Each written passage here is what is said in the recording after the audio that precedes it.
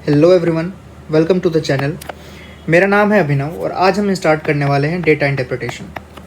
Data interpretation prelims के syllabus का one of the most important chapter है quant section का। क्वांट सेक्शन में अगर आप देखें IBPS AFO की बात करें तो क्वांट सेक्शन में IBPS AFO के क्वांट सेक्शन में 4 से 5 डेटा इंटरप्रिटेशन के क्वेश्चंस हर साल आते हैं। हर एक क्वेश्चन में अगर आप 5 की एवरेज लेकर चलें तो 20 से 25 क्वेश्चन आउट ऑफ 50 क्वेश्चन यह आपको देखने को मिलेगा डेटा इंटरप्रिटेशन के टॉपिक से, यानी कि 40 to 50% का वेटेज आप देख सकते हैं। अब अगर कोई चैप्टर या कोई सेक्शन किसी भी एक सब्जेक्ट में अगर 40% का वेटेज रखता है तो आप समझ सकते हैं कि वो चैप्टर वो सेक्शन कितना ज़्यादा इम्पोर्टेंट है किसी भी एग्ज़ाम को क्लियर करने के लिए। अभी क्या है, डेटा इंटरप्रिटेशन के आज की क्लास में हम वैसे तो देखने वाले हैं लाइन ग्राफ, लेकिन लाइन ग्राफ को स्टार्ट करने से पहले हम देखेंगे कि डेटा इंटरप्रिटेशन को अप्रोच किस तरीके से किया जाए। क्या बेस्ट अप्रोच होने वाला है ये हम आज की क्लास में देखेंगे डेटा इंटरप्रिटेशन को सीखने के लिए। डेटा इंटरप्रिटेशन को सॉल्व करने के लिए आपका किस किस टॉपिक का स्ट्रॉन्ग होना ज़रूरी है यह हम आपको बताएंगे आज की क्लास में। तो चलिए स्टार्ट करते हैं बिना किसी देरी के। डेटा इंटरप्रिटेशन स्टार्ट होने के लिए मैं आपको 3 से 4 पॉइंट्स बताऊंगा डेटा इंटरप्रिटेशन को स्ट्रॉन्ग करने के लिए। आप क्या कर सकते हैं डेटा इंटरप्रिटेशन को स्ट्रॉन्ग करने के लिए। इस चीज़ के लिए पहला टॉपिक जो मैं बता सकता हूं आपको वो स्पीड मैथ्स। कैलकुलेशन का गेम स्ट्रॉन्ग होना आपका बहुत ज़्यादा ज़रूरी है। अगर आप ये देखें कैलकुलेशन को मैं स्ट्रॉन्ग करने के लिए क्यों बोल रहा हूँ।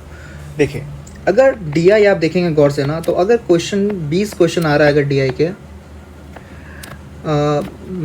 मेरे कहने का मतलब है कि 4 से 5 क्वेश्चन अगर आते हैं और हर एक क्वेश्चन में 5 अलग क्वेश्चन हो तो 20 क्वेश्चन अगर बनते हैं, इसमें से 15 से 16 क्वेश्चन ईजी टू मॉडरेट होते हैं।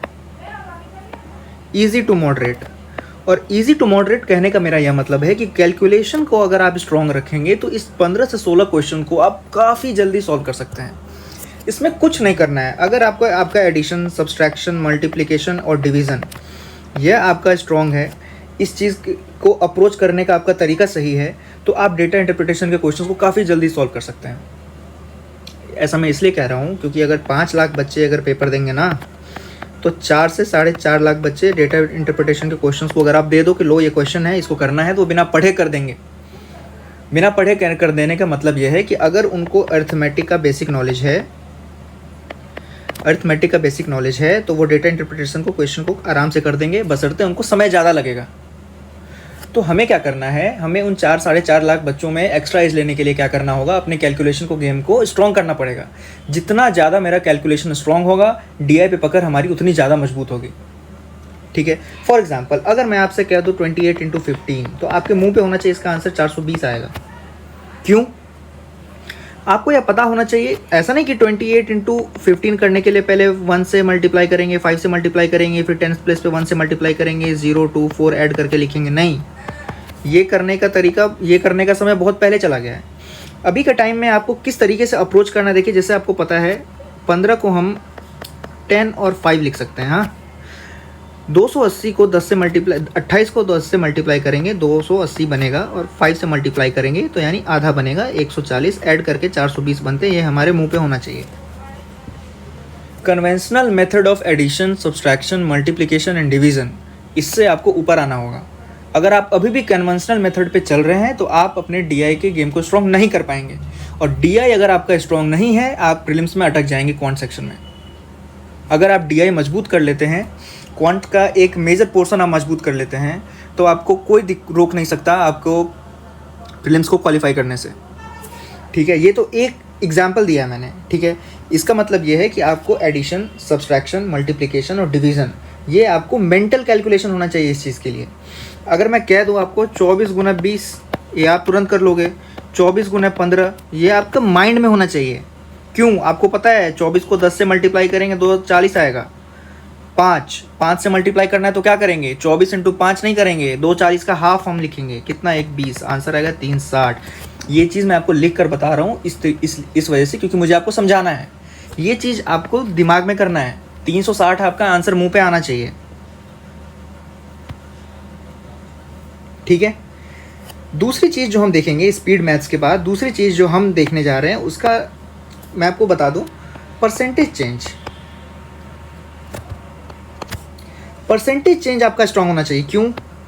अगर मैं आपको कह दे रहा हूं कि 28 को हम 25% से बढ़ा रहे हैं, ठीक है, अगर मैं आपको पूछूं 28 को 25% से बढ़ाएंगे तो क्या आंसर आएगा, तो आप ये नहीं करेंगे 25 100 + 25/100 × 28, ये करने का टाइम चला गया। अगर आप इस तरीके से करेंगे एग्ज़ाम खत्म हो जाएगा, क्वेश्चंस खत्म नहीं होंगे आपके। आपको पता होना चाहिए परसेंटेज अगर 25 है, फ्रैक्शन में 1/4 आएगा, ऐड कर रहे हैं, इतना बढ़ा रहे हैं, तो 28 को हम 5/4। क्यों? 1 एक कंप्लीट फ्रैक्शन है, यानी 100% को 1 लिखते हैं, 25% को लिखते हैं 1/4, तो 125% को क्या लिखेंगे 1 + 1/4 यानी 5/4।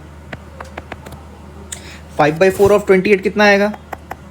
5/4 ऑफ 28 अगर आप करेंगे 7 × 5 35। ये आपके दिमाग में कैलकुलेशन हो जाना चाहिए इतना। अगर आप इस चीज़ को दिमाग में कर पा रहे हैं, आपको पेन पेपर उठाने की ज़रूरत नहीं पड़ रही है, तो आप सही राह पे हैं। और अगर आपको ज़रूरत पड़ रही है इन सब चीज़ों को करने के लिए पेन पेपर की, तो आपको अपना कैलकुलेशन स्पीड बढ़ाना पड़ेगा, आपको कैलकुलेट करना पड़ेगा, आपको मन में कैलकुलेट करना पड़ेगा। आप जितना ज़्यादा कैलकुलेट करेंगे, प्रैक्टिस करेंगे कैलकुलेशंस की, रैंडम 2 नंबर लीजिए, रैंडम ऑपरेशंस चूज़ कीजिए और मन में कैलकुलेट कीजिए। इस तरीके से आपका कैलकुलेशन फास्ट हो सकता है। तीसरी चीज़ जो है वो है परसेंटेज टू फ्रैक्शन। आपको आना चाहिए कन्वर्ट करने, परसेंटेज टू फ्रैक्शन कन्वर्ट करने आना चाहिए। परसेंटेज से फ्रैक्शन में कन्वर्ट आप कितनी तेज़ी से कर पा रहे हैं, आपको मगअप होना चाहिए एक्चुअली ये चीज़, कि अगर मैंने बोल दिया 9.09%, तो आपको पता होना चाहिए कि ये 1/11 होता है। क्यों? क्योंकि अगर आपसे किसी ने पूछ दिया कि बताओ 66 को अगर हम इंक्रीज़ करेंगे बाय 18.18%, तो आंसर क्या आएगा? तो आप अगर बैठ गए लेकर करने को 118.18% ऑफ 66, एग्ज़ाम खत्म हो जाएगा भाई, और आपके क्वेश्चंस खत्म नहीं होंगे। आपको क्या करना है, आपको पता होना चाहिए 1/11 = 9.09% होता है। 18.18% कितना होना चाहिए? 2/11, एंड 2/11 से अगर किसी चीज़ को हम इंक्रीज़ कर रहे हैं तो that number would be what 13/11, and 13/11 of what 66, answer would be 78। ये चीज़ आपके दिमाग में होना चाहिए, ठीक है। नेक्स्ट चीज़ जो हम देखने वाले हैं वो क्या होना चाहिए, आपके अप्रॉक्सीमेशन का सेंस होना चाहिए आपके अंदर। आप कितना अच्छा अप्रॉक्सीमेशन कर पा रहे हैं किसी भी चीज़ के लिए, आपको पता होना चाहिए। फॉर एग्जांपल, क्यों अप्रॉक्सीमेशन हमें क्यों आना चाहिए? क्यों हम कैलकुलेट नहीं करेंगे और अप्रॉक्सीमेट करेंगे कुछ ऐसे क्वेश्चंस में जहाँ पे कैलकुलेट करने से ज़्यादा ईजी अप्रॉक्सीमेशन होगा? क्यों? फॉर एग्जांपल, अगर मैंने आपको रैंडम 2 नंबर दे दिया, ठीक है, और आपको बता दिया कि इसका आंसर निकालो, या फिर बता दिया इसका क्या परसेंट होगा, 3248 जो है वो 12,862 का क्या परसेंट होगा, तो आप अगर इसको कैलकुलेट करने बैठो तो आपको बहुत ज़्यादा टाइम लगेगा अगर आप एग्जैक्ट कैलकुलेट करोगे तो, ठीक। लेकिन अगर आप इसको अप्रॉक्सीमेशन का यूज़ करके सॉल्व करना चाहो तो आप इसको काफ़ी कम टाइम में सॉल्व कर सकते हो। क्यों और कैसे? अगर आप इसको देख लो, हम 3000 कर सकते हैं, ठीक है, और इसको 12,000 कर सकते हैं। दिमाग में हमें यह ज़रूर रखना है कि हमने इसको 2248 टाइम्स वो नंबर कम किया है और इसमें 862 कम किया है, ठीक है। ये इसीलिए मैं आगे बताऊंगा आपको। अगर आप ये देखें तो ये होता है approximately 1/4, that will be 25%। Exam में अगर 25%, 25.12% और 24.96 समथिंग % आएगा, तो आपको तो ये पता है कि 25% आपने किया है, ठीक है, 25% आपने किया है, 25% के इर्द गिर्द ही आंसर आएगा। आप मेरी एक बात आप मान कर चलो कि IBPS AFO के एग्ज़ाम में ऑप्शंस इतने कंफ्यूजिंग नहीं आएंगे। ऑप्शंस आ सकते हैं आपको 25 point something, 33 point something, 40 point something, 16.67 something, कुछ भी क्वेश्चन आएगा। अगर आपके पास ऐसा सम कभी भी किसी क्वेश्चन में आ गया और आपको ऑप्शन दे रखा हो, तो आप सॉल्व करने के बजाय अप्रॉक्सीमेट करो। अप्रॉक्सीमेशन से क्या होगा, आपको पता होगा कि आंसर 25 के आसपास आना है, आप 25 टिक करो, आगे बढ़ो, बच्चों को करने दो कैलकुलेशन। इसी तरीके से आप क्या कर सकते हो, अपना कैलकुलेशन का गेम स्ट्रॉन्ग कर सकते हो। यहाँ पर जो मैंने बताया था कि 3248 डिवाइडेड बाई 12862, इसमें हमें इस चीज़ का जरूर ध्यान रखना है कि हमने किसको बढ़ाया किसको घटाया है। ठीक है, बढ़ाने घटाने से इसलिए मतलब अगर क्योंकि आपने डिनोमिनेटर को बहुत ज़्यादा कम किया है और न्यूमरेटर को रिस्पेक्टिवली उतना कम नहीं करा है, तो आपका आंसर क्या होना चाहिए। अगर हमें यहाँ पे अप्रॉक्सीमेशन के बाद पता चला कि आंसर 25 के आसपास आएगा और डिनोमिनेटर हमने ज़्यादा घटा दिया था, तो इसका ये मतलब होगा कि हमारा आंसर 25 से कम होना चाहिए। 25.96, 25.84 कुछ भी जो ऑप्शन में हो वो होगा, ना कि 25 से ज़्यादा। अगर हमने न्यूमरेटर को बढ़ाया होता और यहाँ पे 12,862 को अप्रॉक्सीमेट 13,000 लिख दिया होता, तो फिर अगर हम देखते तो 25 से ज़्यादा होता। ठीक है, नेक्स्ट चीज़ जो हम देखने वाले हैं वो आपका होता है क्या कि आपको कौन कौन सा टॉपिक जो है स्ट्रॉन्ग करना पड़ेगा डीआई में एंटर करने से पहले। बेसिक टॉपिक जो आपको आने चाहिए काफ़ी अच्छे से, जो कि आपको डीआई को सॉल्व करने में हेल्प करेंगे, वो कौन से हैं। तो हम ये देखेंगे कि जो बेसिक टॉपिक हैं उनमें आता है आपका percentage, speed maths, ratio and proportion, mixture allegation के बाद आप देख लो एवरेज के बाद अगर एडिशनली आपको देखना है तो प्रॉफिट एंड लॉस, इसको स्ट्रॉन्ग करो। Simple interest and compound interest, इसको आप स्ट्रॉन्ग करो। इन चैप्टर्स के स्ट्रॉन्ग होने पर आपका डीआई सॉल्व करने का स्पीड बढ़ेगा। आप डीआई को अलग नज़रिए से देखोगे अगर आपका speed maths, percentage, ratio, proportion, mixture allegation strong है तो। किस तरीके से देखोगे, किस तरीके से अप्रोच करना है, ये हम आज की क्लास में आगे क्वेश्चंस की हेल्प से देखेंगे। जहाँ पे आप सिंपल एडिशन और सब्सट्रैक्शन, मल्टीप्लिकेशन करके टाइम वेस्ट करते हो, उसमें क्या है कि आप एवरेज के हेल्प से अपना समय बचा सकते हो। इसीलिए डीआई को स्टार्ट करने से पहले अरिथमेटिक का ये पोर्शन हमारा स्ट्रांग होना चाहिए, इस पर हमारी पकड़ अच्छी होनी चाहिए। ठीक है, नेक्स्ट ये है कि हमें सारे टाइप्स के डीआई के बारे में पता होना चाहिए। For example bar graph, line graph, histogram, pie chart, फिर आप केसलेट कह लें, टेबुलर डीआई, ये बेसिक टाइप के डीआई हैं। और जो आजकल नए डीआई टाइप के आते हैं, जो स्पाइडर वेव डीआई जिसको हम कहते हैं, जो कि रेडार डीआई के नाम से जाना जाता है, radar DI, scatter DI, candle DI, हर एक टाइप के डीआई के बारे में आपको पता होना चाहिए। नेक्स्ट ये है कि आप जितना प्रैक्टिस कर सको, जितना ज़्यादा प्रैक्टिस कर सको उतना ज़्यादा अच्छा है। अब कुछ लोग क्या करते हैं, गलती क्या करते हैं लोग कि प्रैक्टिस करने के लिए लोग सोचते हैं डीआई है, एक डीआई में 5 क्वेश्चन है, हम एग्ज़ाम में इतना टाइम मिलता है एक क्वेश्चन के लिए, 2.5 से 3 मिनट में हमें डीआई ख़त्म करना है। और क्या करेंगे, घड़ी लगा लेंगे, स्टॉप वॉच लगा लेंगे और फिर क्वेश्चन सॉल्व करेंगे। आप कभी भी अप्रोच नहीं सीख पाओगे इस तरीके से। आप भले ही 5 + 4 9 जल्दी से कर लो, भले ही आप दो डिजिट के एडिशन के सम को जल्दी से कर लो, लेकिन आप अप्रोच नहीं सीखते और नहीं सीख पाओगे। और कैलकुलेशन जितना भी स्ट्रॉन्ग कर लो, अगर आपने अप्रोच नहीं सीखा, अगर आपने डीआई को देखने का नज़रिया अपना नहीं बदला, तो डीआई में आप कहीं ना कहीं फंस सकते हो। इसीलिए क्या है, बिना घड़ी के, बिना किसी टाइम के पाबंदी के आप क्वेश्चन को देखो। जिस भी तरीके के डीआई को आप सॉल्व कर रहे हो, आप उस तरीके के डीआई को देखो। आप देखो हर एक क्वेश्चन को किस तरीके से सॉल्व किया जा सकता है कि टाइम अपना हम बचा सके। और फिर आप क्या करो, आप फिर क्वेश्चंस को सॉल्व करो, एनालाइज करो हर एक डीआई को। जितना ज़्यादा प्रैक्टिस कर सकते हो आप इस तरीके से करो। कभी भी स्टार्ट इस तरीके से मत करना कि हमने घड़ी लगा ली, 2.5 मिनट का टाइमर सेट कर दिया, 5 क्वेश्चन लगे करने। एक्यूरेसी तो आपकी ख़राब होगी, अप्रोच कभी आप सीख नहीं पाओगे। ठीक है, तो इतना चीज़ आप ध्यान रखो, इस सब चीज़ों का ध्यान रखो, चैप्टर्स अपने स्ट्रॉन्ग करो और आप आगे हम देखेंगे किस तरीके के डीआई के सवाल हैं और हर एक डीआई को हम अलग तरीके से करेंगे। पहले तो वार्म अप के लिए कुछ छोटे क्वेश्चंस हैं, कुछ छोटा डीआई है, जैसे ये वाला काफ़ी इजी डीआई है। आप वीडियो को पॉज करो, अच्छे से पढ़ो, हर एक क्वेश्चन को पहले खुद से सॉल्व करने का ट्राई करो।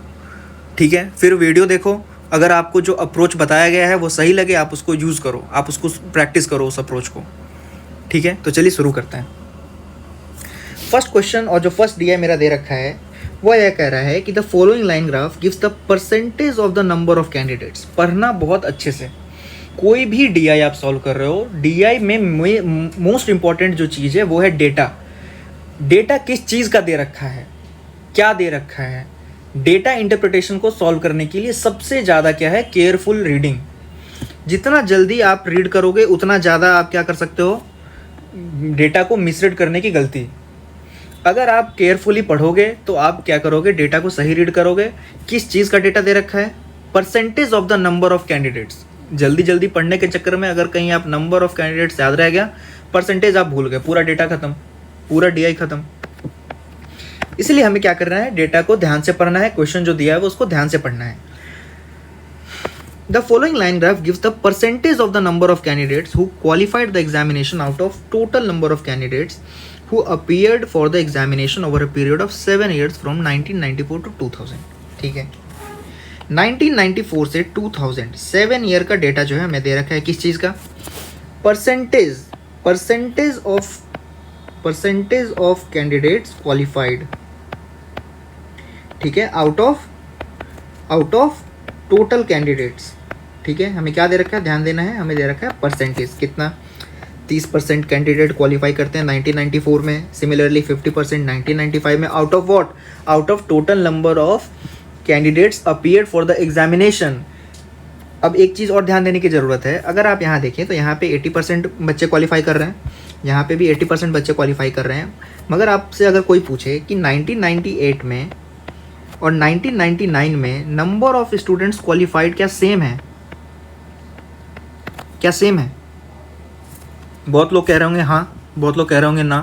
कुछ ऐसे भी होंगे जो कह रहे होंगे सेम हो भी सकता है और नहीं भी हो सकता है।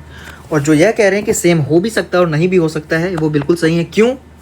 क्योंकि टोटल नंबर ऑफ कैंडिडेट्स हमें नहीं दे रखा है। क्यों? क्योंकि total number of candidates appeared for examination in 1998 and in 1999 हमें नहीं दे रखा है।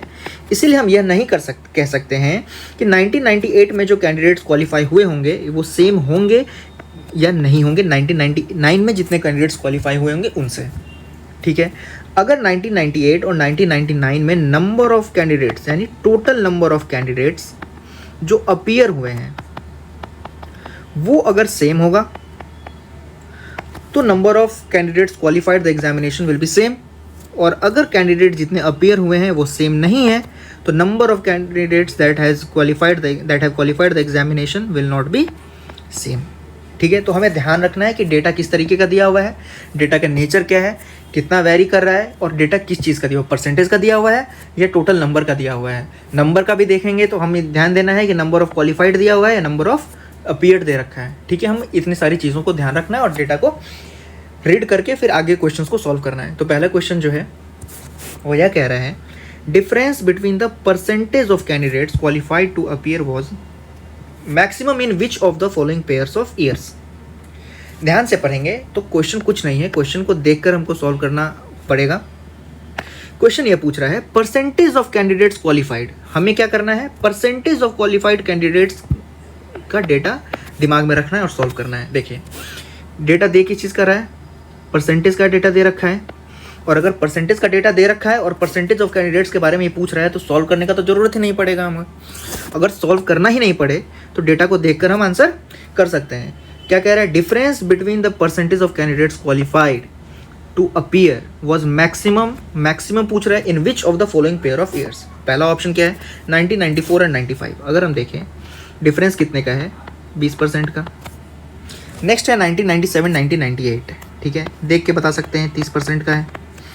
1998 टू 1999 0% का है। ठीक है, क्यों? क्योंकि percentage of qualified candidate same है। नंबर सेम हो भी सकता है, नहीं भी हो सकता है, बट क्वेश्चन पूछ क्या रहा है, percentage of candidates qualified to appear. ठीक है, इसीलिए हम क्या करेंगे, परसेंटेज के डेटा को ध्यान में रखेंगे। फिर फोर्थ है 1999 टू 2000 20%। देखिए इतना मैंने आपको बताया है। क्यों इतना टाइम इसलिए लग रहा है, क्योंकि मुझे आपको समझाना है अप्रोच क्या होना चाहिए। अप्रोच ये होना चाहिए कि अगर आप देख रहे हैं कि परसेंटेज ऑफ कैंडिडेट्स क्वालिफाइड पूछ रखा है, मैक्सिमम पूछ रखा है और डेटा भी मेरा परसेंटेज ऑफ क्वालिफाइड कैंडिडेट्स का ही दे रखा है, तो हम डेटा क्यों सॉल्व करेंगे, क्यों निकालेंगे डेटा, हम क्यों देखेंगे इसके बीच डिफरेंस क्या है, हम क्यों नहीं गैप को ध्यान में रखेंगे सिर्फ। लाइंस को ध्यान में रखेंगे, जहाँ पर लाइन या गैप जितना ज़्यादा बड़ा होगा मैक्सिमम वो होगा। मैक्सिमम का पेयर कौन सा है? 1997 to 98। Second option will be the correct answer. ठीक है। In which pair of years was the number of candidates qualified the same? ठीक है, क्या पूछ रहा है? In which pair of years the number of qualified candidates were the same. ठीक है, अगर हम ध्यान से देखें तो एक तो सेम हमें यहाँ नज़र आ रहा है। ठीक, तो आंसर क्या कर सकते हैं हम? 1998, 1999। ठीक है, बट ये गलत होगा। क्यों? मुझे और आपको दोनों को पता है कि ये डेटा किस चीज़ का दे रखा है? Percentage of candidate qualified. किस चीज़ का डेटा है? Percentage of qualified candidates. पूछ क्या रहा है? Number of qualified candidates. Percentage अगर दे रखा है, नंबर हमसे पूछ रहा है, तो मेरे पास होना क्या चाहिए? Total number of candidates appeared. Total number of candidates appeared वो हमें दे नहीं रखा है, तो इसका मतलब ये है कि डेटा इनएडिक्वेट है। Fourth number will be the correct option. ठीक है, आगे बढ़ेंगे। क्वेश्चन नंबर 3 क्या कह रहा है? If the number of candidate qualified in 1998 was 21,200। 1998 में क्या दे रखा है? 21,200 कैंडिडेट्स क्या करते हैं? क्वालिफाइड। ध्यान रखना है, अपीयर्ड नहीं दे रखा है, क्वालिफाइड दे रखा है। What was the number of candidates appeared इन 1998? ठीक है, 1998 में पूछ रहा है कि नंबर ऑफ क्वालिफाइड कैंडिडेट्स कितने हैं? 21,200। परसेंटेज ऑफ कैंडिडेट्स क्वालिफाइड दे रखा है, हमसे पूछ रखा है कि total number of candidates appear कितने किए होंगे। ठीक है, जिनका बेसिक्स क्लियर नहीं होगा, जिन बच्चों को बेसिक्स क्लियर नहीं है, उनका अप्रोच क्या होगा? उनका अप्रोच ये होगा कि 80% ऑफ समथिंग से x इज़ 21,200, तो वो x निकालने की कोशिश करेंगे। फिर क्या करेंगे? 80% of x will be 21,200, x will be 21,200 by 80 into 100। इस तरीके से बिल्कुल नहीं करना है। इस तरीके से करते करते तो एग्ज़ाम ख़त्म हो जाएगा। जो तरीका हमको ये सीखना है वो किस तरीके का होना चाहिए, वो क्या होना चाहिए? हमें पता है 80% ऑफ समथिंग क्या है? 21,200। हमें क्या निकालना है? 100% निकालना है। क्यों? इसीलिए क्योंकि कह रहा है 1998 में परसेंटेज ऑफ क्वालिफाइड कैंडिडेट्स कितना है? 80%, और दैट इज इक्वल टू 21,200। ये 80% किसका है? ये 80% है number of candidates appeared. Number of candidates appeared. अगर नंबर ऑफ कैंडिडेट्स अपीयर्ड का 80% 21,200 है, then number of candidates appeared will be considered as 100%। और अगर 80% दे रखा है 21,200, देन 100% विल बी व्हाट? आप इसको कैंसिल करोगे, एक जीरो से एक जीरो कैंसिल होगा, और आप देखोगे इसका अगर हम काटना स्टार्ट करें 8 से, तो कैलकुलेशन आपके मन में होना चाहिए। कैलकुलेशन आपके मन में क्या होना चाहिए कि that 21,200 when cancelled by 80 the answer will be 265। क्यों? ये आपको कैलकुलेट करना है मन में। अगर 80% 21,200 है तो 1 का वैल्यू क्या है? 265। 100 का वैल्यू क्या होगा? 26,500। Third option will be the correct answer. इस तरीके से बिल्कुल नहीं करना है। आपका अप्रोच क्या होना चाहिए? सिंपल होना चाहिए। 80% अगर 21,200 के बराबर है, 1 के बराबर क्या होना चाहिए? 265। 100 के बराबर क्या होना चाहिए? 26,500। तो नंबर ऑफ कैंडिडेट्स अपीयर्ड कितना आएगा? 26,500। नेक्स्ट क्वेश्चन देखेंगे। If the total number of candidates appeared in 1996 plus and 1997 and sorry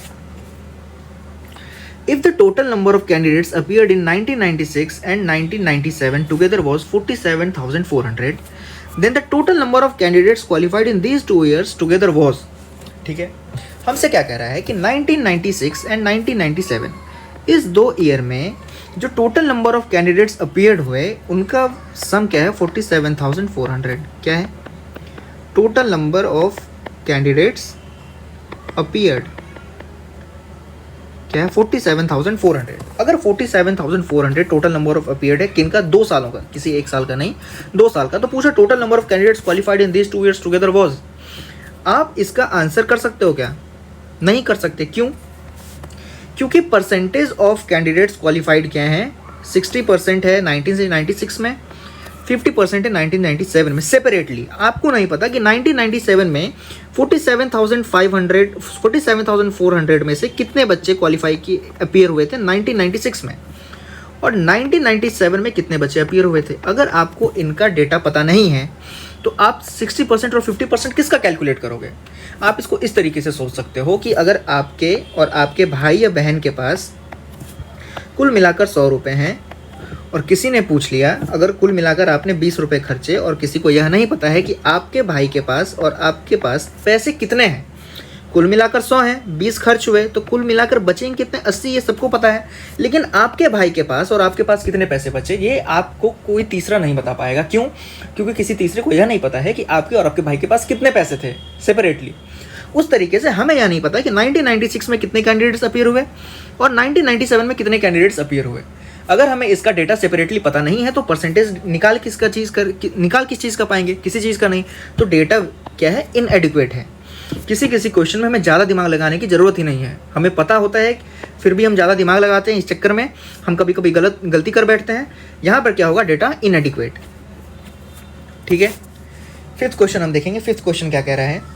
fifth question कह रहा है the total number of candidates qualified in 1999 and 2000 together were 33,500। ठीक है, the number of candidates appeared in 1999 was 26,500। What was the number of candidate in 2000? क्या कह रहा है कि 1999 और 2000 में जो कैंडिडेट अपीयर हुए, जितने कैंडिडेट अपीयर हुए उसका नंबर क्या है, 33,500। ठीक है, फिर क्या कह रहा है, सॉरी ये किस चीज़ का डेटा है, ये number of candidates qualified, sorry my bad, number of candidates qualified कितने हैं, 33,500। कह रहा है कि 1999 में 26,500 स्टूडेंट्स क्या हुए, अपीयर हुए। ठीक है, और पूछ क्या रहा है, 2000 में नंबर ऑफ कैंडिडेट्स कितने अपीयर हुए, यही पूछ रहा है मेरे से, नंबर ऑफ कैंडिडेट्स अपीयर्ड। ठीक है, काफ़ी पेचीदा क्वेश्चन लग रहा है, लेकिन नहीं, क्वेश्चन क्या है, काफ़ी ईजी है। हमें क्वेश्चन दिखना चाहिए कि क्या कह रहा है, क्या पूछ रहा है।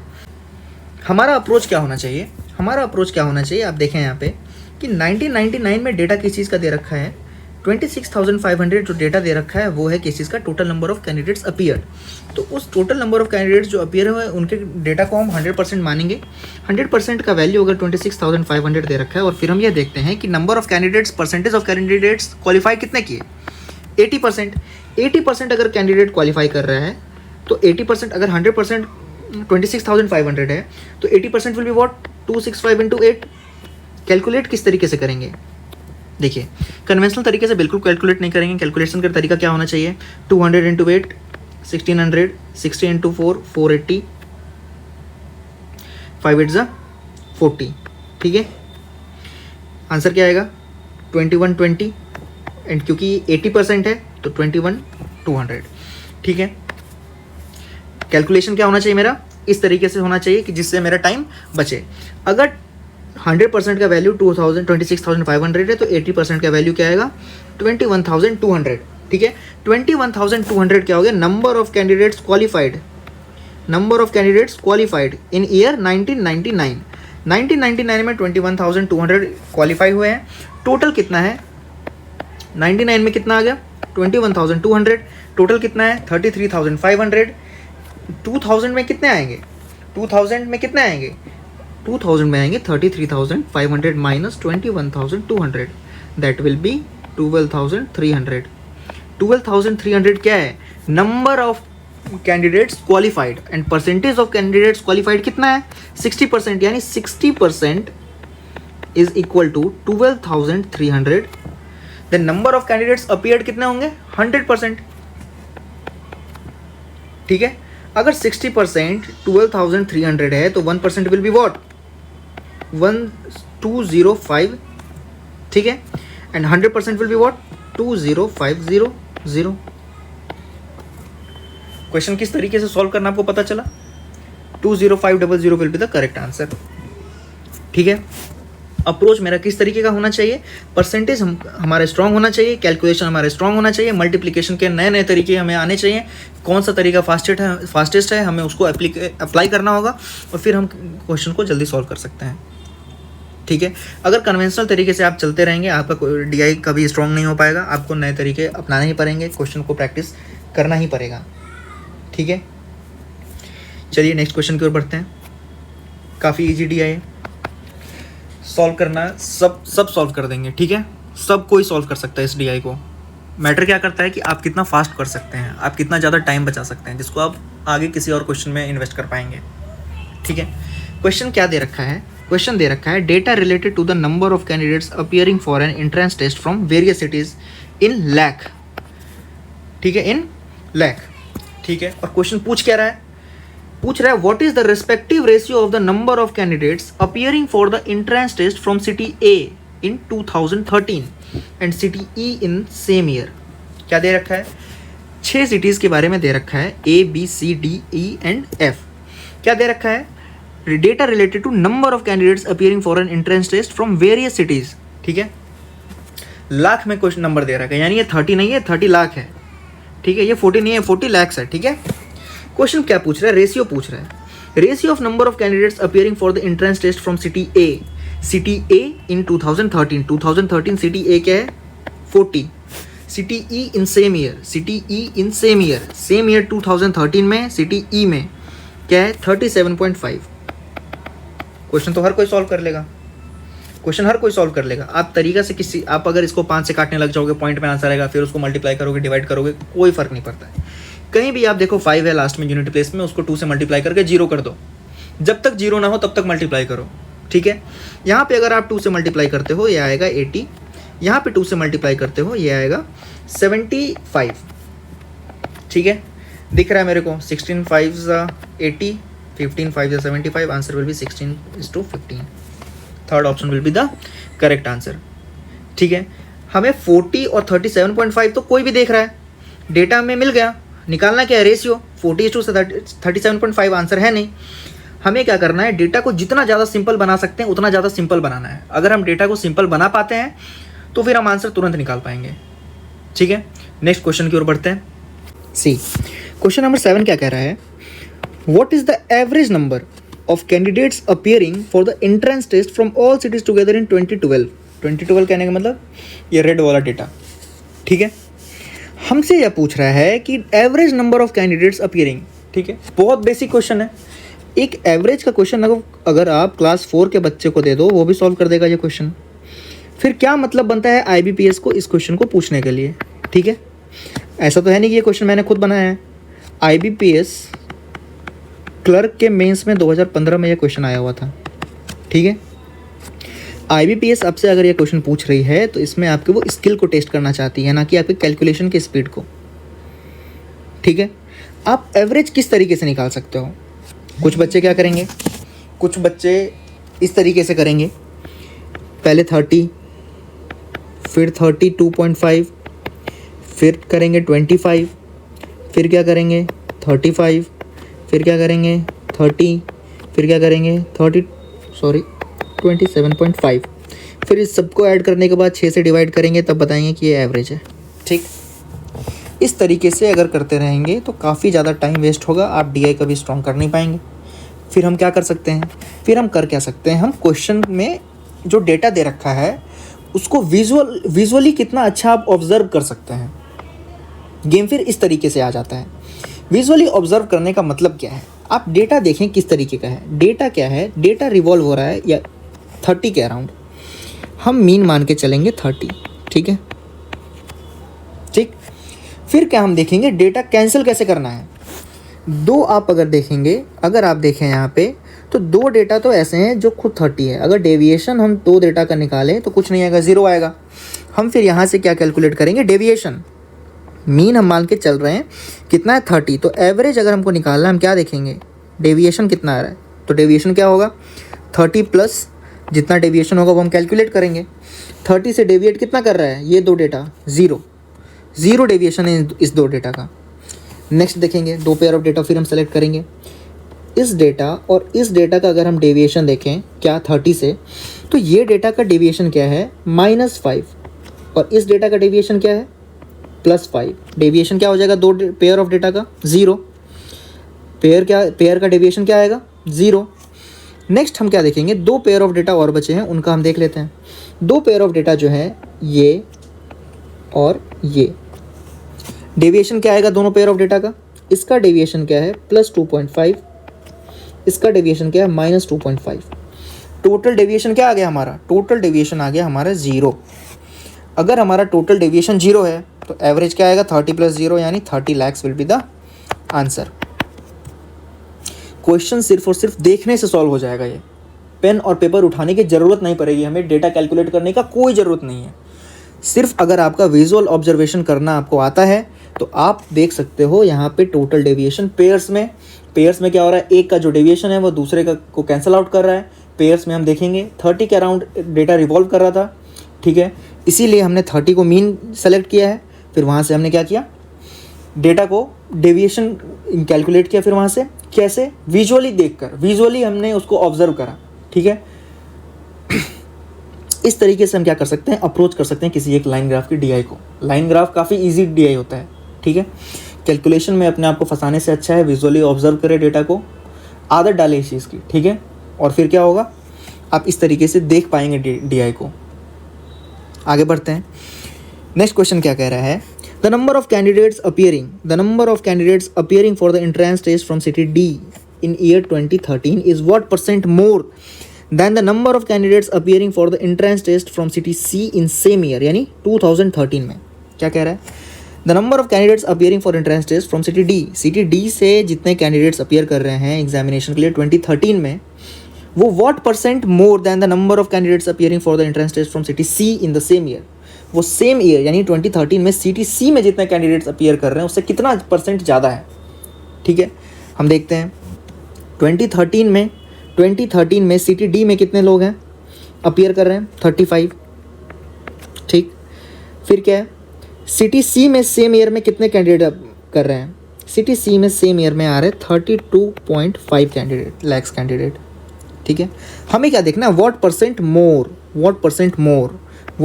मोर 2.5 डिवाइडेड बाय 32.5 इंटू 100, नहीं, इस तरीके से बिल्कुल नहीं करेंगे। करना क्या है 5 आ रहा है लास्ट में, हम इसको मल्टीप्लाई करके 2 से मल्टीप्लाई करके 0 करेंगे, तब तक करेंगे जब तक नंबर सिंपल नहीं हो रहा, तब मन में करेंगे 2.5 इंटू 2 5, 5 इंटू 2 10, 2.5 इंटू 2 5, यहाँ से करेंगे 65 इंटू 2 10, यहाँ से करेंगे 130। यहाँ हम क्या देख सकते हैं 10 और 130, ठीक है। 10 जो है वो क्या परसेंटेज है 130 का, कैसे कैलकुलेट करेंगे, 130 का 10% कितना होगा 13, ठीक है। यानी ये 10% भी नहीं है, 10% नहीं है, 10% से नीचे है। फिर 13 का 1.6%, 10% क्या होगा 1.3। अब हम ये देखते हैं कि 13 से कितना कम है, 3 यूनिट्स कम है। 1% क्या है 13 का 1.3, यानी 2.6 क्या हो जाएगा 2%, यानी कि ये 8% भी नहीं है। 8% से क्या है थोड़ा सा कम, 8% से अगर थोड़ा सा कम है तो आंसर क्या होना चाहिए, 8% से ज़्यादा नहीं, बहुत ज़्यादा कम नहीं, 7.7 will be the right answer, ठीक है। परसेंटेज तो आप कैलकुलेट कर सकते हो, लेकिन किस तरीके से आप तेज़ी में कर लोगे, किस तरीके से आप फास्ट कर सकते हो अपने कैलकुलेशन को, वो देखना है। नेक्स्ट क्वेश्चन हम देखेंगे, what is the respective ratio of students appearing for the entrance test from city B, C and F in same year, what is the respective ratio of the students appearing for the entrance test from city B, C and F in the year 2012 to the number of students appearing for the entrance test in 2013 from the same city, ठीक है। City B, C and F से 2012 में कितने students appear हुए उसका ratio पूछ रहा है, किसके साथ, सेम सिटी में कैंडिडेट्स जो अपियर हुए होंगे 2013 में उसके साथ, ठीक है। किस तरीके से करेंगे देखिए, यहाँ पे हमसे पूछ रहा है टोटल नंबर ऑफ स्टूडेंट क्या बी, सी एंड एफ में 2012 का डेटा ये रहा, बी, सी एंड एफ हमको ऐड करना है। ऐड किस तरीके से करेंगे, ऐड हम किस तरीके से कर सकते हैं, एक तो ऐड हम कर सकते हैं 32.5, एक ऐड हम कर सकते हैं 32.5 प्लस यहाँ करेंगे 25, फिर देखेंगे एफ़ में कितना है, फिर उसको हम करेंगे 27.5। नहीं, इस तरीके से नहीं करना है, तरीका क्या होना चाहिए मेरा? तरीका होना चाहिए हम डेविएशन देखेंगे। डेविएशन किस तरीके से देखेंगे? हम मान लेते हैं 30 मेरा एवरेज होना चाहिए, ठीक, 30 मेरा एवरेज होना चाहिए। अगर हम 30 से देखते हैं, डेटा किस किस का देखना है? बी का, सी का और एफ का। 30 से अगर हम डेविएशन देखें, इसका क्या है +2.5, इसका क्या है -2.5, कैंसिल कर दिया जाएगा, ठीक है। और अगर ये 30 होता तब तो आंसर मेरा क्या होता? 30 × 3 90 लाख। बट क्योंकि ये 30 से 5 कम है, ठीक है, बट क्योंकि ये 30 से 5 कम है तो आंसर मेरा क्या होना चाहिए? 30 × 3 - 5 यानी 85 लाख, ठीक है ना, ठीक है। सिमिलर तरीके से हम क्या करेंगे? सिमिलर तरीके से हम डेटा देखेंगे बी, सी एंड एफ का 2013 में। इस तरीके से हम क्या देखेंगे? इसमें हम मान लेते हैं मीन मेरा 35, फिर हम क्या देखेंगे? +2.5 deviation, -2.5 deviation, deviation cancel out होगा, -5 डेविएशन है, ठीक है। फिर इसका आंसर क्या आना चाहिए मेरा? 35 × 3 - 5 यानी 100 लाख। रेशियो निकालना है, सिंपल है, 17 × 20 आंसर होगा। ऐड किस तरीके से करते हैं? इस तरीके से अगर आप ऐड करेंगे, आप एक बार डेटा देखेंगे फिर करेंगे, फिर डेटा देखेंगे फिर करेंगे, फिर डेटा देखने और नोट करने में आपका सारा टाइम वेस्ट हो जाएगा। एडिशन करने के लिए तो आप तुरंत कर लेंगे, लेकिन आपका टाइम वेस्ट कहाँ होगा? डेटा को देखने में। तो डेटा को विजुअली ऑब्जर्व करना बहुत ज़्यादा ज़रूरी है। आप जितना अच्छे से विजुअली ऑब्जर्व कर पाएंगे डेटा को, उतना अच्छा आप क्वेश्चन सॉल्व कर सकते हैं, ठीक है। नेक्स्ट हम देखेंगे क्या है। If the total number of candidates appearing from all the cities together in 2014 is 10% more than in 2013, जितना कैंडिडेट्स 2013 में अपीयर हुए हैं उससे 10% ज़्यादा कैंडिडेट्स 2014 में अपीयर होंगे, ठीक है। Then total number of candidates in year 2014 पूछ रहा है। बेसिक क्वेश्चन है परसेंटेज का, सब कर सकते हैं, लेकिन फास्ट कौन कर पाएगा? फास्ट वो कर पाएगा जो डेटा को अच्छे से समझ पाएगा, जो डेटा को देख पाएगा। डेटा को देखना कैसे है?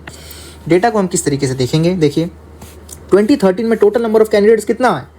हम 35 एवरेज मान के चलेंगे। यहाँ से हम देखेंगे कि इसका डेविएशन 5 है, इसका डेविएशन -5 है, कैंसल आउट होगा। इसका डेविएशन +2.5 है, इसका डेविएशन -2.5 है, कैंसल आउट होगा। इसका डेविएशन +2.5 है, ठीक है, बच क्या गया? +2.5।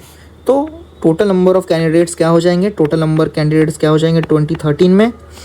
35 × 6 प्लस डेविएशन कितना है? 2.5, यानी 35 × 6 + 2.5 क्या हो जाएगा? 210 + 2.5 दैट इज़ 212.5, ठीक है, 212.5 लाख, ठीक है। नेक्स्ट हमें क्या देखना है कि 212.5 लाख से 10% का इंक्रीमेंट हुआ है 2012 में, तो हम क्या करेंगे? 110% ऑफ 212.5 नहीं, हम क्या करेंगे? हम स्मार्ट वे करेंगे। क्यों? हमें पता है कि इसका 10% क्या है? 21.25 ऐड कर देंगे, 75332, 233.75 lakh will be the correct answer. Data को आप कितने अच्छे से देख पा रहे हैं, कितने अच्छे से उससे खेल पा रहे हैं, यही आपका मैटर करेगा कहाँ पे? एग्जाम में।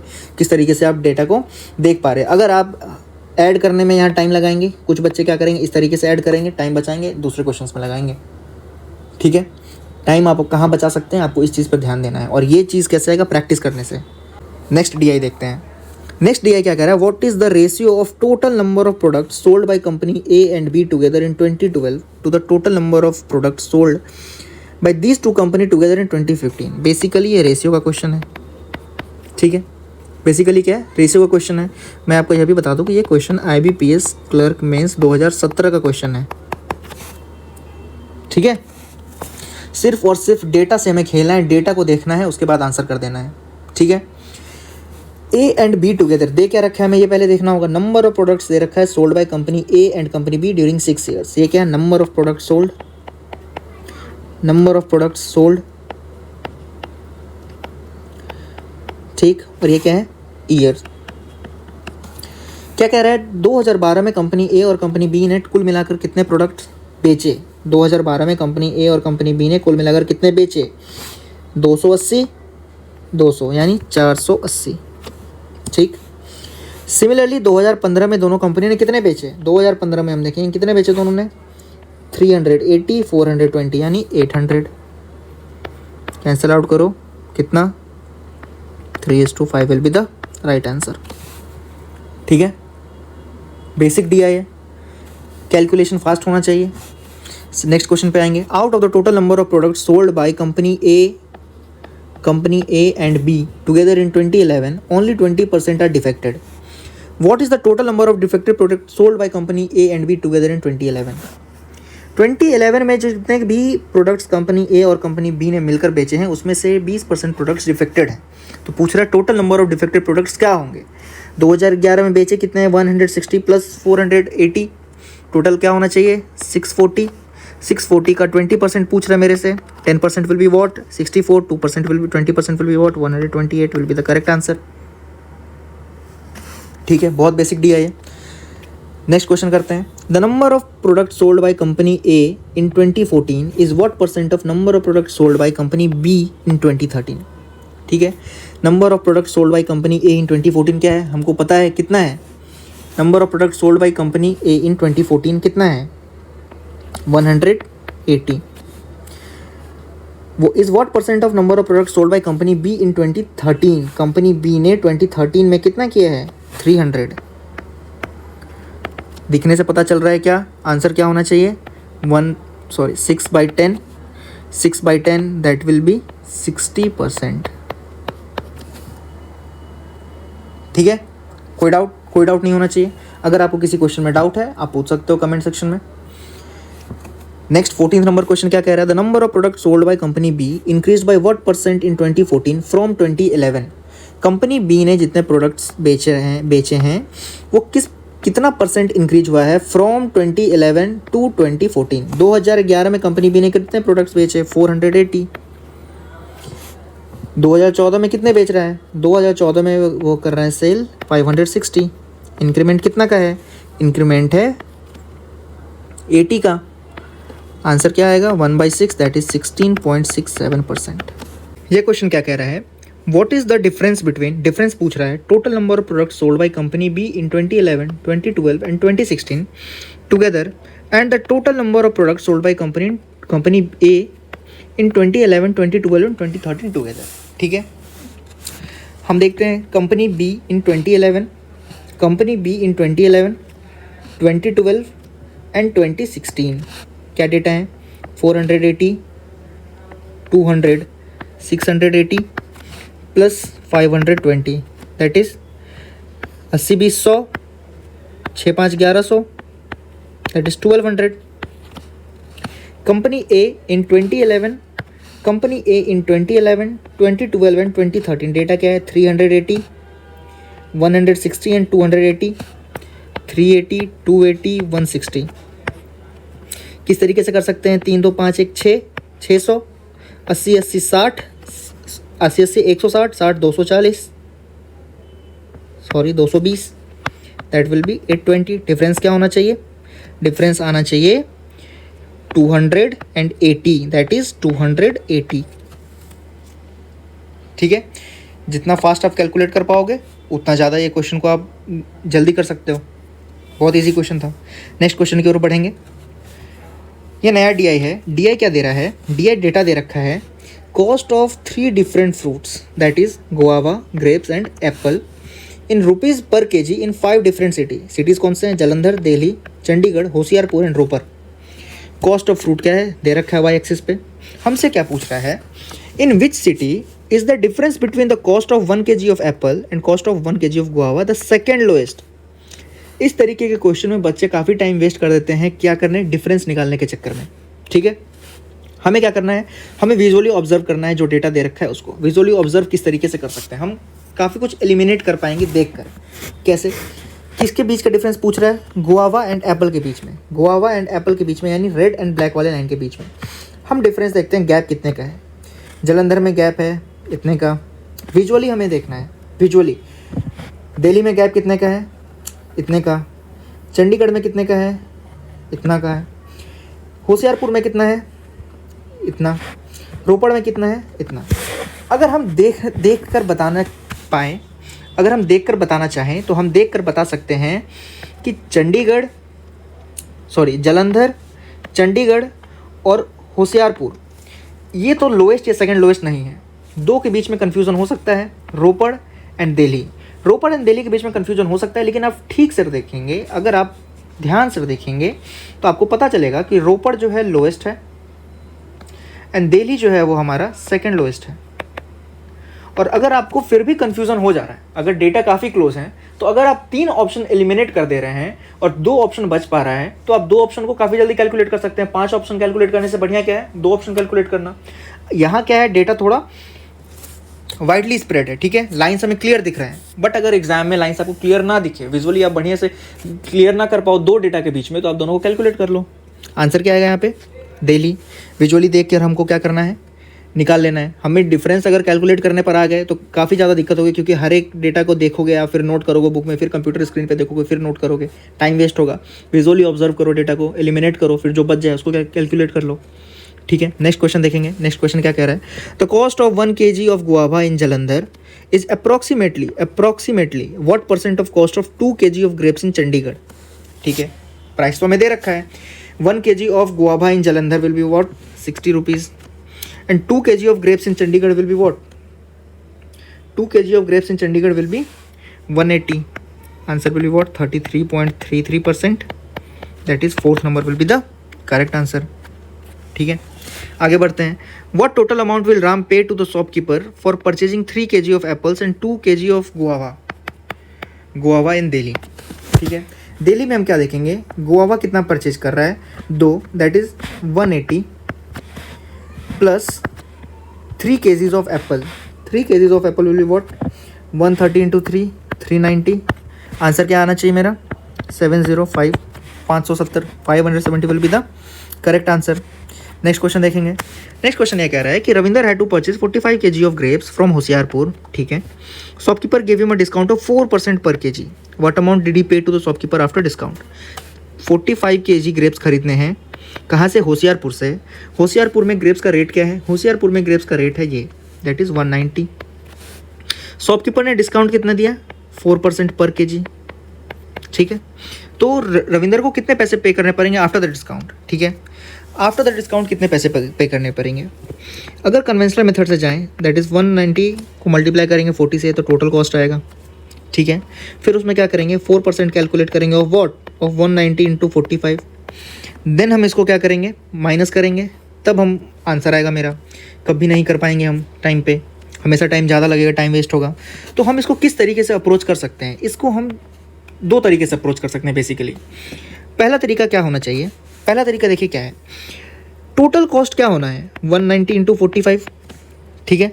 अगर हम टोटल कॉस्ट कैलकुलेट करें तो किस तरीके से करेंगे, 190 इंटू 45 नहीं, हम क्या करेंगे, 200 इंटू 45 मन में करेंगे, क्या, 9000। 9000 में माइनस क्या होगा, 45 इंटू 10, दैट इज 8550। अगर हम 45 को 200 से मल्टीप्लाई करेंगे, दैट विल बी 9000। और करना किससे, कितना माइनस करना होगा, 450, क्यों, 45 इंटू 10, दैट इज 8550, ठीक है। मन में कैलकुलेट करना है, ठीक है। 8550 क्या है, टोटल प्राइस है। डिस्काउंट कितना मिल रहा है, डिस्काउंट कितना मिल रहा है, 4%, ठीक है। ऑफ वॉट, 8550 का 1% कितना आएगा, 1% आएगा, 1% आएगा 85.5। 4% कितना आएगा, 4% कैसे कैलकुलेट करेंगे, 8 4 जा 32, 5.5, 5.5 कितना होगा, 4 बार मल्टीप्लाई करेंगे, 5.5 इंटू 2 11 इंटू 2 22, ठीक है। 320 प्लस 22 दैट इज 342। क्या आएगा ये, डिस्काउंट, डिस्काउंट, डिस्काउंट। टोटल पैसे कितने देने पड़ेंगे, टोटल पैसे देने पड़ेंगे 8550 minus 342, that will be 8208। Answer क्या आएगा, 8208, ठीक है। आप कैलकुलेशन जितना ज़्यादा स्ट्रॉन्ग रखोगे उतना जल्दी आपसे बनेगा। स्पीड मैथ्स पे अगर आपकी होनी चाहिए, ठीक है। सेकंड अप्रोच क्या हो सकता है मेरा, सेकंड अप्रोच मेरा क्या हो सकता है, सेकंड अप्रोच हम ये देखेंगे, एक और तरीका हम ये देखते हैं कि 190 इंटू 45 क्या मेरा टोटल कॉस्ट, डिस्काउंट कितना चाहिए, डिस्काउंट कितना दे रखा है, 4%, ठीक है। 4% करने के लिए हमें क्या करना पड़ेगा, 4 से इसको मल्टीप्लाई करना पड़ेगा, ठीक है। 4 से क्या करना पड़ेगा, मल्टीप्लाई, एक्चुअली 4/100 से करना पड़ेगा। हम क्या करते हैं, 45 का 4% निकालते हैं। 45 का 4% क्या होगा, 45 का 1% क्या, 0.45, 2% क्या, 0.9, 4% क्या, 1.8, यानी 190 इंटू 1.8 क्या आएगा मेरा, डिस्काउंट गिवन, अगर आप इसको देखें 190 इंटू वॉट 19 इंटू 11 90 इंटू 18 कर सकते हैं। इसका कैसे कैलकुलेट करेंगे आप मन में कैलकुलेट कैसे कर सकते हैं 20 into 18 minus 18 20 into 18 what 360 minus 18 what 342। ये क्या आएगा मेरा डिस्काउंट आएगा। टोटल कितना है टोटल प्राइस कितना हो रहा है टोटल प्राइस हो रहा है 190 इंटू 45। कैलकुलेट किस तरीके से करना है मैंने बताया था आपको यहाँ पे। आंसर क्या आएगा 8550 माइनस क्या करेंगे 342 आंसर क्या आएगा 8208। ठीक है ये दो तरीके मैंने आपको बताए दोनों तरीके से आप देख सकते हैं किस तरीके से अप्रोच करना है। कन्वेंशनल मेथड बिल्कुल यूज़ नहीं करना है। क्यों कन्वेंशनल मेथड सब यूज़ करते हैं हमें तो फास्ट करना है। नेक्स्ट क्वेश्चन हम देखेंगे। नेक्स्ट क्वेश्चन क्या कह रहा है नेक्स्ट क्वेश्चन क्या कह रहा है what is the ratio of the cost of 1 kg of apples from Ropar. ठीक है रोपर से 1 kg एप्पल्स के क्या कॉस्ट है 1 kg एप्पल का कॉस्ट क्या है रोपर में 40 to the cost of 1 kg of grape from Chandigarh 1 kg का कॉस्ट क्या है चंडीगढ़ में क्या ग्रेप्स का 90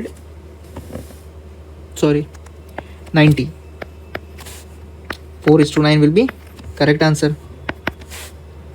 नेक्स्ट दिया देखेंगे। नेक्स्ट दिया क्या कह रहा है एक चार्ट दे रखा है लाइन ग्राफ में क्या कह रहा है एक्सिस हमें बता रहा है सैलरी इन थाउजेंड्स। डेटा क्या दे रखा है number of employees and there salaries in thousands per month in different bank. 3 different bank PNB OBC and SBI में जो कैंडिडेट्स हैं या एम्प्लॉयज़ हैं उनके सैलरी दे रखा है उनका सैलरी दे रखा है क्या salary in thousands per month. ठीक है पर मंथ सैलरी क्या कितना है 1000 में। ठीक है अगर ये 10 है इसका मतलब ये 10,000 है ये 15 है 15,000 20 है 20,000। ठीक है क्या पूछ रहा है average salary of employee in PNB average salary of employees in PNB। फिर से वही बात एवरेज पूछ रहा है एवरेज कैलकुलेट हम करने लगे अगर तो डेटा निकाल कर बहुत दिक्कत होगा। क्यों दिक्कत होना है दिक्कत इसीलिए होना है क्योंकि आप क्या करेंगे पहले क्या करेंगे 100 इंटू 10 फिर आप ऐड करेंगे 300 इंटू 15 फिर ऐड करेंगे 200 इंटू 20 ऐसे आप ऐड करते जाएंगे total number of employees into there salary और फिर टोटल नंबर ऑफ एम्प्लॉयज़ से डिवाइड करेंगे तब जाके एवरेज आएगा जो कि हमें बिल्कुल नहीं करना है बहुत टाइम लगेगा। हमें करना क्या है डेटा को डेटा एनालाइज करेंगे डेटा एलिमिनेट करेंगे आंसर अपने आप आएगा। हम देख रहे हैं PNB के एम्प्लॉयज़ का सैलरी क्या है PNB के एम्प्लॉयज़ का सैलरी हम देख रहे हैं 100 300 400 इससे ऊपर नहीं गया है। हमें क्या मानना पड़ेगा एक मीन मानना पड़ेगा मीन सैलरी कितनी हो सकती है हम मान लेते हैं 25,000 क्या है 25,000 क्या है मीन सैलरी है। ठीक है 25,000 क्या है मीन सैलरी है 1000 हम बाद में लिखेंगे 25 हम लिखते हैं। ठीक है 25 कितने एम्प्लॉयज़ का है 100 एम्प्लॉयज़ का है कितने एम्प्लॉयज़ का है 100 एम्प्लॉयज़ का है क्या है इसको हम मीन मानकर चलेंगे। यहाँ पे ध्यान से देखिएगा कैसे हम डेटा एलिमिनेट करेंगे। अभी 25,000 क्या है 100 मैन का सैलरी 100 एम्प्लॉयज़ का सैलरी है। ठीक है अभी हम देखते हैं डेटा एलिमिनेट किस तरीके से कर सकते हैं हम। ठीक है सबसे पहले हम आसपास का देखेंगे। सबसे पहले हम देखते हैं जिनकी सैलरी 20,000 है और जिनकी सैलरी 30,000 है। ठीक है डेविएशन कितना है +5 और -5 का। ठीक है हम यहाँ पर देखेंगे +5 का डेविएशन कितना है +5 का डेविएशन है कितना 200 मैन यानी 200 लोगों की सैलरी 5,000 ज़्यादा है किससे 25,000 के सैलरी वाले लोगों से। 200 लोगों की सैलरी ज़्यादा है किससे कितने से 5,000 से यानी 5 इंटू 200 और 5,000 सैलरी कम है कितने लोगों की 100 लोगों की। मतलब जितने लोगों की सैलरी 25,000 है उससे 100 लोगों की सैलरी क्या है कम है 5,000 कम है क्या जितने लोगों की सैलरी 25,000 है 100 लोगों की सैलरी 5,000 कम है उतने से। ठीक है तो यहाँ का डेविएशन क्या हम लेंगे -5 इंटू 100। इसको ध्यान से समझना है। हमने क्या माना 25 को माना हमने मीन। ठीक है 25 को माना हमने मीन। ठीक है 25,000 सैलरी कितने लोगों की है 100 लोगों की है। ठीक है 25,000 सैलरी 100 लोगों की। हम यहाँ से फिर देखेंगे डेविएशन क्या है डेटा में। हम 5 तो आगे जाएंगे 5 पीछे जाते हैं देखते हैं क्या है 5,000 ज़्यादा सैलरी है 5,000 ज़्यादा सैलरी है कितने लोगों की 200 लोगों की। ठीक है 200 लोगों की 5,000 से क्या है ज़्यादा है।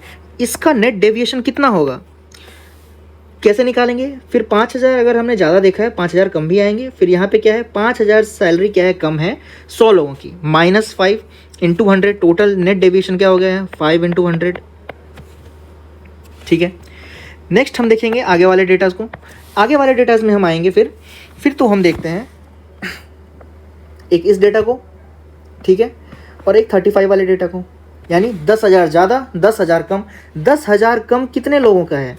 10,000 कम अगर हम देखेंगे, 10,000 कम कितने लोगों का है? 10,000 कम है 200 लोगों का, यानी -10 × 200। और 10,000 ज़्यादा कितने लोगों का है? 10,000 ज़्यादा कितने लोगों का है? 300 लोगों का, +10 × 300 that is equal to net deviation यहाँ पे कितना हो जाएगा? यहाँ पे हो जाएगा 10 × 100, ठीक। नेक्स्ट हम क्या देखेंगे? नेक्स्ट हम ये देखेंगे जो डेटा यहाँ दे रखा है दैट इज़ 25,000 से 15,000 कम और 25,000 से 15,000 ज़्यादा। 25,000 से 15,000 कम और 25,000 से 15,000 ज़्यादा हम देखेंगे। तो क्या देखेंगे? 25,000 से 15,000 कम कितने लोगों का है? 25,000 से 15,000 कम कितने लोगों का है? कितने लोगों का नहीं, सेम है। 100 लोगों का 25,000 है, 100 लोगों का 10,000 है। फिर हम आगे देखते हैं, आगे 40,000 यानी 100,000, 25,000 से 15,000 ज़्यादा कितने लोगों का है? 100 लोगों का, यानी नेट डेविएशन यहाँ पे क्या होगा? नेट डेविएशन यहाँ पे है 100 × 15, ठीक है। नेट डेविएशन यहाँ पे कितना है? 100 × 15, 15 × 100। अब हम टोटल डेविएशन कितना मान सकते हैं? 30 × 100 क्या है? Total deviation. टोटल डेविएशन क्या है? 30 × 100, यहाँ पे मिटाते हैं। 30 × 100 क्या है? टोटल डेविएशन, ठीक है। हम क्या करेंगे? एवरेज निकालेंगे अभी। टोटल डेविएशन कितना है? 30 × 100 × 1000, ठीक है। टोटल लोग कितने हैं पीएनबी में? टोटल लोग कितने हैं पीएनबी में? उसको भी हम इसी तरीके से कैलकुलेट करेंगे। टोटल लोग कितने हैं पीएनबी में? हम मान लेते हैं टोटल लोग 200 हैं, ठीक है। टोटल लोग 200 हैं। फिर मीन कैलकुलेट करेंगे, इधर -100 + 100 कैंसिल, -100 + 100 कैंसिल, +200, ठीक है। फिर यहाँ तो 100 ही है, यानी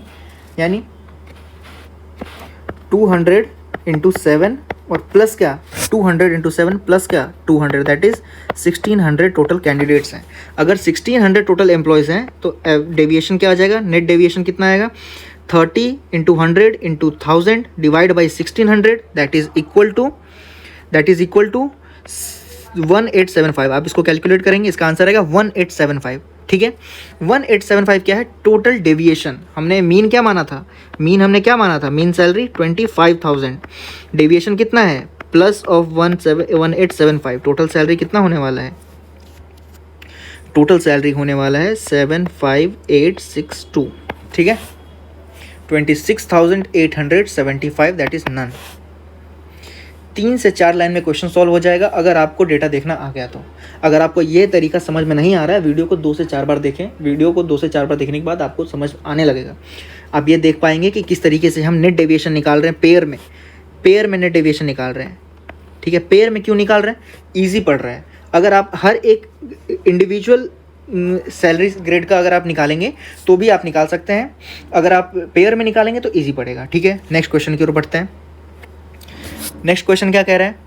नेक्स्ट क्वेश्चन कह रहा है which bank has the lowest number of employees. Which bank has the lowest number of employees. हम देखते हैं, सबको ऐड करना पड़ेगा। सबको हम ऐड नहीं करेंगे, क्यों? हम विजुअली कुछ चीज़ हटा सकते हैं, हम एलिमिनेट कर सकते हैं किसी एक बैंक को। आप ध्यान से देखें, अगर आप देखेंगे SBI के नंबर ऑफ एम्प्लॉयज़ को तो आप देखेंगे एक नंबर 600 है, एक नंबर 400 है, एक नंबर 2 नंबर 300 का है। SBI तो पहले ही एलिमिनेट हो गया। SBI नहीं हो सकता है लोएस्ट नंबर ऑफ एम्प्लॉयज़ में। तो कंपटीशन अभी किस में है? PNB और OBC में। PNB और OBC में आप अगर देखें तो पहले हम देखते हैं किसका? PNB का। PNB में देखिए, आप PNB में आप अगर देखेंगे तो 100, 200, 2 डेटा क्या है? 100 का। फिर एक डेटा क्या है? 2 डेटा है 200 का, 2 डेटा है 300 का, ठीक है। इस तरीके से डेटा को आप देखेंगे। फिर कंपेयर करेंगे OBC से। OBC से हम कंपेयर करेंगे तो OBC का क्या है? OBC का एक डेटा 200 का है, एक डेटा 400 का है, 300 का इसके पास 2 डेटा है और 200 का सिर्फ और सिर्फ 2 डेटा है। 100 का कोई भी डेटा नहीं है। 100 का क्या है? कोई भी डेटा नहीं है। अगर आप इस तरीके से एलिमिनेट करना सीख गए, आपको पता चल गया, कंपेयर करा आपने 2 डेटा OBC और PNB को, आपको दिख रहा है कि OBC में एक डेटा तो 400 का है, 2 डेटा 300 का है, 2 डेटा 200 का है और 100 का एक भी डेटा नहीं है, ठीक। बट PNB में क्या है? 2 डेटा 100 का है, एक डेटा 200 का है, सॉरी 2 डेटा, और 2 डेटा क्या है? 300 का। 400 का कोई डेटा ही नहीं है, तो लोएस्ट नंबर ऑफ एम्प्लॉयज़ किस में होगा? Lowest number of employees PNB में है। ठीक है, हम देख कर बता सकते हैं कि किस में लोएस्ट नंबर ऑफ एम्प्लॉयज़ होगा, अगर हम थोड़ा सा अगर कॉमन सेंस लगाएं, थोड़ा सा विजुअली हम एनालाइज करना सीख जाएं तो। ठीक है, नेक्स्ट क्वेश्चन की ओर बढ़ते हैं। नेक्स्ट क्वेश्चन क्या कह रहा है? What is the respective ratio between the total salary of ₹15,000 salaried employee, ₹15,000 salaried employee to total salary of ₹35,000 salaried employee. ठीक है, क्या पूछ रहा है? क्या रेशियो है? रेशियो किस चीज़ का? टोटल सैलरी, सैलरी का रेशियो पूछ रहा है, नंबर ऑफ एम्प्लॉयज़ का नहीं। क्या पूछ रहा है? नंबर, सैलरी का। सैलरी किसका? उन सारे एम्प्लॉयज़ का जिनका 15,000 सैलरी है टू द उन सारे एम्प्लॉयज़ का जिनका 35,000 सैलरी है। हम क्या करेंगे? कैलकुलेशन बिल्कुल नहीं करेंगे, हम डेटा को फैक्टराइज रखेंगे। 15,000 सैलरी कितने लोगों का है? हम यहाँ से देख पा रहे हैं 15,000 सैलरी कितना है? 300, 200, 100, यानी 600 इंटू 15। रेशियो किसके साथ निकालना है? 35,000 जिनकी सैलरी है उनके साथ। 35,000 की सैलरी किनके पास है? इनके पास। इनका डेटा क्या है? 400, 300, 200, दैट इज 900 इंटू 35। ये 2, ये 3, ये 5, ये 7। 2:7 will be the correct answer, none of these. ठीक है, नेक्स्ट क्वेश्चन देखते हैं। नेक्स्ट क्वेश्चन क्या है? The number of employees of OBC drawing salary of ₹20,000 is approximately what percent of number of employees of SBI drawing salary of 30,000 per month. ठीक है, क्या पूछ रहा है? जो ओबीसी है, जो बैंक ओबीसी है, उस बैंक में जो 20,000 की सैलरी ड्रॉ कर रहे हैं उस एम्प्लॉय, उतने एम्प्लॉय क्या परसेंट है? What percent of number of employees in SBI drawing 30,000 per month. SBI में 30,000 पर मंथ कितने लोग कर रहे हैं?